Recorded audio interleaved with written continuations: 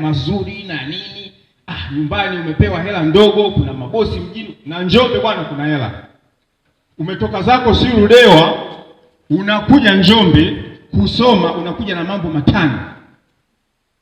Unaanza kutembea na wanaume wa Njombe, watakupa ukimwi, watakupa gono, watakupa magonjwa. Yaani mtu wa darasa la 7 anakushinda akili wewe ambaye unasoma chuo. Eti kwa sababu ya 10,000, 20,000, 30,000. Ina maana wewe ni mjinga, yeye ndio mwelevu. Kwa hiyo maadili ni jambo la msingi katika taifa hili. Sisi kama shirika tunapata kesi maofisini. Mtu anayeleta kesi na mtu aliyefanya tukio, huwezi kuamini, ni msomi, ana elimu ya form 4, form 6 mpaka chuo kikuu. Lakini unajiuliza, kwa nini umefanya hicho kitendo? Anakwambia unajua tamaa tu na nini, si unajua tena nini? Kwa hiyo ukiwa msomi, hebu jipe thamani. Jipe thamani, wewe ni nani kama binti. Hebu vumilia, ni miaka 2 au 3 unapata ajira. Kwa nini udanganyike ukaumia kwa sekunde 2 kwa sababu ya shilingi 10,000? Ukapoteza hadhi yako, utu wako, thamani yako kwa sababu ya 20,000. Lazima tuje pamoja, tukae pamoja, tuzungumze pamoja, tuone wapi tumekosea, wapi tumeteleza, tuna uwezo wa kuinuka tena. Kwa hiyo vijana wangu, mabinti, na wasihi, be strong.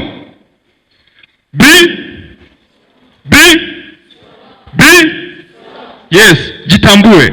Mwanaume anakuja na gari, mwambie no, yani nyumbani kuna magari mengi sana, usiniharibie ndoto. Sawa Akikwambia na 200,000 si nitakufungulia saluni, ukimaliza chuo nitakupa ajira, mwambie nenda kawape ndugu zako. Sawa mwambie kama una ndugu kagawa hizo pesa, lakini mimi natimiza malengo na ndoto zangu. Ndio maana leo tuko hapa kama vijana, tunasema dira ya taifa 2050. Manake kuanzia sasa hivi lazima uweze kubadilika. Na mimi nawaambieni, hata ukipata A, kama huna maadili, wewe ni mjinga kama wajinga wengine, kama wapumbavu wengine. Sawa Pata A, kuwa na maadili. Pata A, kuwa na nidhamu. Pata A, kuwa mwadilifu. Utakuja kuniambia baadaye kwamba brother wa One Voice Organization alinena, alisema, alizungumza, na mpaka leo nimepata mafanikio. Kuna watu wengi sana wameharibikiwa maisha kwa sababu tu ya ile tunasema ile age, umri kama wa kwenu. Mmetoka form 6, mmekuja chuoni, mnakutana na makundi mbalimbali, mna share idea. Lazima utafute age mate au rafiki unayeendana naye. Kuna watu wamepotoshwa, wamepata madhara makubwa kwa sababu ya kuwa na marafiki ambao sio wema. Rafiki anaukonvince, bwana wewe tafuta bwana, wewe maisha magumu haya, tafuta bwana, huna hela vocha ya kusukia, huna simu, huna kiatu kizuri, unateseka, huna vocha, mabwana wapo. You have to think in broader sense. Wazungu wanasema fikiri kwa upana. Sawa Usifikiri kama mtoto mdogo, fikiri. Akizungumza fanya judgment kichwani kwamba okay, simu ina madhara gani? Simu ya kupewa, unaweza kupewa simu leo, lakini madhara ni ya maisha yako yote. Kwa hiyo ndugu zangu, tunaomba sana tujizatiti kwenye maadili. Na tumesikia kwenye nchi kuna mambo ya rushwa, matumizi mabaya ya fedha, ubadhirifu, unatokana na mmomonyoko wa maadili. Sasa leo utasema kiongozi fulani ni mbadhirifu, lakini na wewe utakuja kuwa kiongozi. Lazima ujue kwamba una dhamana ya kulinda uadilifu na maadili, ili sasa tuweze kupunguza na kumaliza kabisa mmomonyoko wa maadili na kuwa taifa namba 1 duniani au Afrika Mashariki, hata Afrika kwa maadili. Watu wakija wakisema Tanzania tunahitaji wafanyakazi nchi za nje, Tanzania inakuwa namba 1, kwamba we proud Tanzania, tuna watu olea. Kuna elimu nyingi tunafanya za ukatili, watu wanabakwa, wanalawitiwa, wanatakiwa tuwatembelee kwenye majumba yao, tuwape moyo, tuwape elimu, counseling, na mnasoma hivi vitu. Lakini mtu amekaa chuoni anasubiri tu amalize apate cheti aondoke. Unakuja kuomba kazi miaka 10, mtu anakuuliza una uzoefu? Ukija kwangu hata kama unasoma nitakupa cheti kwamba ana uzoefu, amemaliza mgao, amepata elimu hii, alikuwa anatoa elimu ya ukatili wa kijinsia kwenye jamii 1, 2, 3. Sawa jamani? Kwa hiyo lazima msipoteze muda, na ndio maana Watanzania wengi wanategemea ajira za ndani, kwa sababu hatuna uzoefu wa kujitolea. Kwa hiyo vijana wenzangu, lazima mjiamini, mtembee kifua mbele. Tutafikia mafanikio ya malengo ya milenia ya mwaka 2050, na tunaanza kutembea sasa. Hatuwezi kufika huko kama hatujaanza kuchange behavior sasa hivi. Kwa hiyo katika mazingira yetu ya kawaida, hebu tufanye kile ambacho tumetumwa kufanya. Tutakuwa ni watu wema sana na tutaleta matunda mazuri sana kwenye taifa letu. Asante sana. Okay.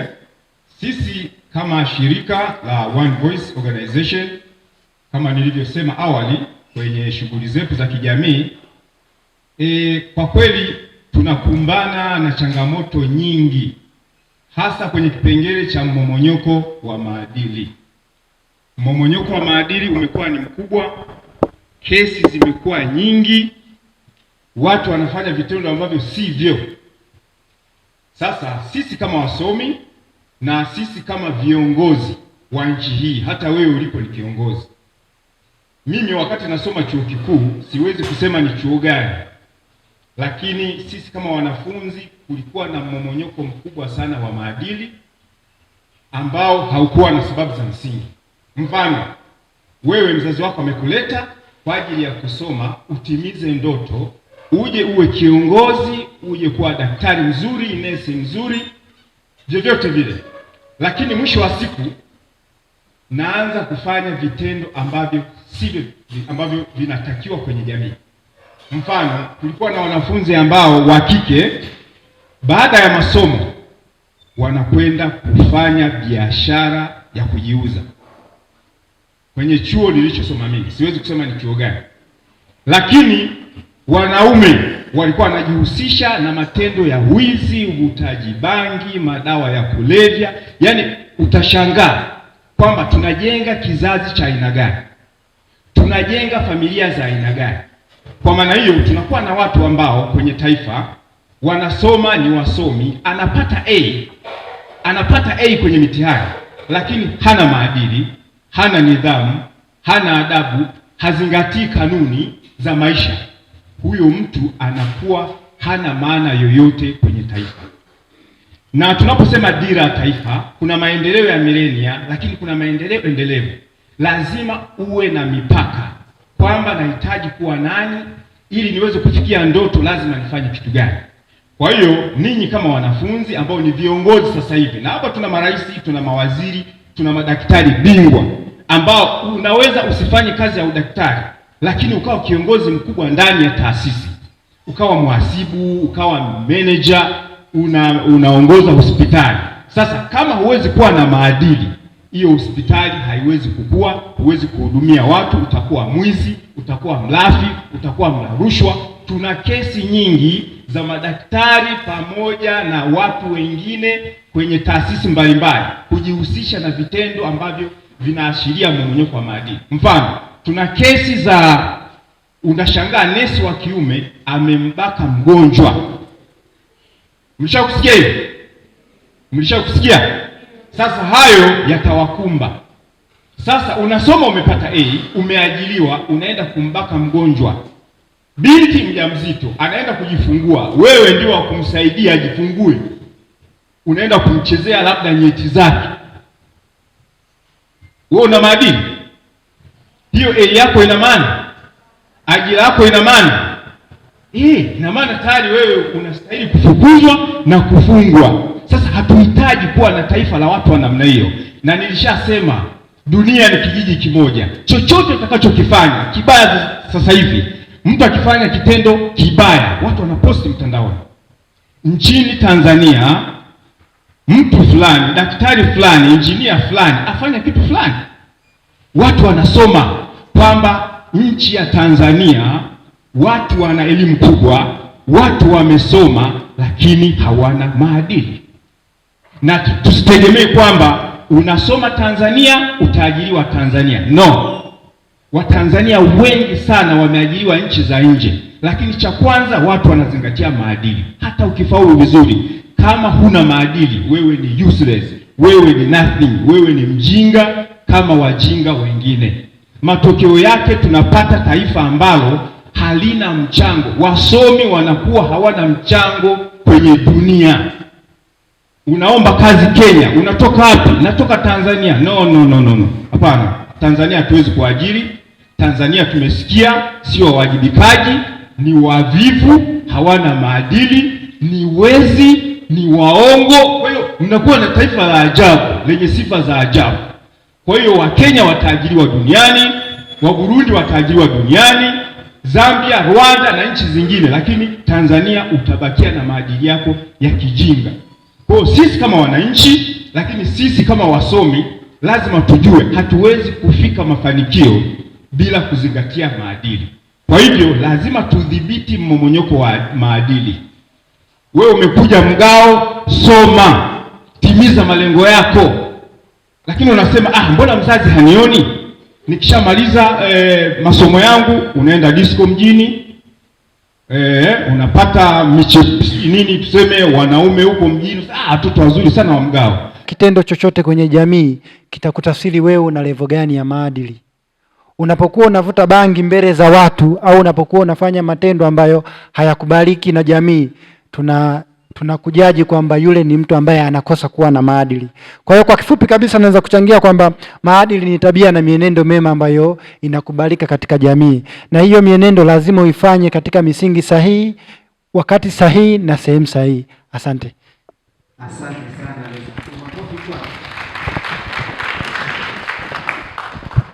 Maadili, elimu, mfumo wa maadili. Sasa ukiangalia katika taasisi yetu tunatoa kozi za afya na zisizo za afya. Dhumuni la kutoa kozi hizo ni kwenda kuwasaidia jamii. Sasa moja ya changamoto tunayoipata ni kwamba kuna kitu kinapungua kwa wanafunzi, maadili.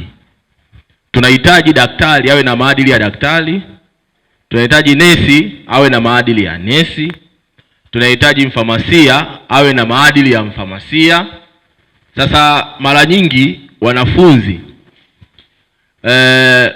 maadili yanaharibika kulingana na watu mnaowachagua kwenye maisha. Role model. Asilimia kubwa ya wanafunzi utakuta role model wao ni wasanii. Si ndio? Ni wasanii, si wana science. Nyinyi unasoma science. Role model wenu ni nani? Utakuta mtu hapa anasoma CDT, role model wake ni msanii. Hapana, you are wrong. Maadili ya msanii na maadili ya wewe mwanataaluma ni vitu viwili tofauti. Na ukienda kwenye maadili ya watu wengine, kwa mfano ya msanii, hautakuja kuona kama elimu ina umuhimu hata siku moja. Utakuwa unaona ni kama elimu inakupotezea muda. Wewe unataka kuwa modo, wewe unataka ukalap, unataka ukaimbe kwaya, ndio? Utaona elimu ni kama inakupotezea muda. Na mara nyingi tunakutana na wanafunzi anakuja anasema mimi wameniambia nije kusoma ila mimi natamani nikawe wakala wa Alopesa. Naomba nimalizie dakika moja. Okay, kwa hiyo chagueni role model katika maisha. Kama wewe daktari, tafuta daktari Tanzania, daktari bingwa ni nani? Uwe kama yeye. Chagueni watu, elimu ni ya muhimu sana na maadili ni ya muhimu sana. Kwa hiyo hakikisheni ili uwe na maadili ya kitaaluma, chagua na watu ambao watakuwa ni role model katika maisha yako. Asante sana. Mgao, chuo cha afya jamii. Tunashukuru sana wanachuo. Kauli mbiu yetu tunasema wanawake, haki na usawa kwa wanawake na wasichana na msingi jumuishi kufikia 2050. Kauli mbiu hii ya mwaka 2026 kupitia mada ya leo, basi nafikiri kwa chuo chetu cha Mgao tumeweza kuifanyia kazi. Sawa jamani? Mnaniangusha Mgao oye! Yaani leo sintano imepita, si ndio? Tuongee. Jamani, kila siku tunaongea. Wangapi wamewahi kuongea na mimi kuhusu maadili? Naongea na wanafunzi wa Mgao. Mgao mpo? Wangapi wanaongea na mimi kuhusu maadili? Wote, si ndio Lakini tunayatekeleza? Sawa. Kama tulivyosikia kwa wadau waliopita, sawa Yaani maadili hapa, yaani kwa mimi nachoona kwangu, yaani ukisha kuwa na maadili lazima nidhamu utakuwa nayo. Uongo? Uongo? Siku zote huwa naongea na nyinyi, nawaambia nyinyi mko katika kada ya afya, sawa Kada ya afya tunahitaji kuwa na maadili mema, sawa Maadili mema tunasema kuwa na nini? Na nidhamu. Na nidhamu pamoja na nini? Nyinyi nyote mnaenda kuwahudumia watu, binadamu, wagonjwa. Wanafika pale watu wa aina tofauti, si ndio mwingine ametoka mjini, mwingine ametoka kijijini, mwingine ni bibi, mwingine mwanamke, kijana, mwingine mtoto, lakini wote tunatakiwa kuwaheshimu, sawa na kuwapenda, si ndio yaani wewe anapokuja kwako mgonjwa, tuseme ni mgonjwa, labda umeenda kituo cha afya kokote, umepata kazi kokote, watu wanaokuja pale ni wa aina tofauti, sawa Lakini anakuja pale anakuambia, mimi namtaka nesi fulani. Yule nesi huwa ananihudumia vizuri, ana kauli nzuri Kwa nini anasema vile? Kwanza amemwonyesha upendo amemtii, alafu pia amemthamini, alafu anampenda anajua kabisa huyu nikienda mimi kwake nitapona, sawa Pamoja na hayo maadili, nidhamu pia na upendo, sawa kwa sababu tunapokwenda kwenda kuwahudumia watu, unapokwenda kumwonyesha mtu, hata anaweza akapita daktari daktari mkubwa kabisa, bosi wako akapita kwa mgonjwa, labda tuseme wako odini, akamuuliza mgonjwa, una shida gani? Umeona na ule mgonjwa asimjibu, akanyamaza kimya, sawa Lakini wewe nesi unavyokwenda pale unaenda kukaa na mgonjwa, unaongea naye vizuri, unacheka naye, unamwonyesha upendo anaweza akakwambia kila kitu, kwamba mimi nesi nina shida 1, 2, 3. Alafu wewe nesi unaondoka unakwenda kwa daktari, unamwambia daktari, tumepita sehemu fulani, mgonjwa wetu yule hajatujibu, lakini ameniita, ameniambia kwamba ana shida 1, 2, 3. Basi daktari anakwenda kwa njia yake, anakwenda kumuuliza, anamwandikia dawa, anamtibu, na ule mgonjwa atapona. Sasa akipona hata kupenda, hata kushukuru hivyo ndo tunavyotakiwa tuishi hivyo, sawa Ndio maana ninakujaga siku zote naongeaga na nyinyi, nawaambia hivi, lazima tuwe na kitu kinachoitwa PhD. PhD sio kwamba eti nimesoma sana sijui nini. Niliwafafanulia nikasema P inasimama kama prayer. Mtu ukiwa kwanza una imani, unapenda kusali haijalishi uwe Mkristo au Muislamu, ukiwa una hofu ya Mungu hautaweza kutenda kitu chochote kibaya, sawa Kwa sababu ile imani yako itakukataza, itakwambia hapo ni dhambi, sawa D inasimama PHH, inasimama hard work. Ukiwa ni mtu ambaye unapenda kufanya kazi, umeona yaani kujituma, iwepo darasani, iwepo sehemu zako za mazoezi, iwepo yani sehemu yoyote, yani wewe huko umechangamka, unapenda kujituma, unapenda kujitoa, kila mmoja atakupenda, sawa Nimeona kuna baadhi ya wanafunzi huwa wanaondoka, wanaenda rotation hata siku ambazo sio za rotation.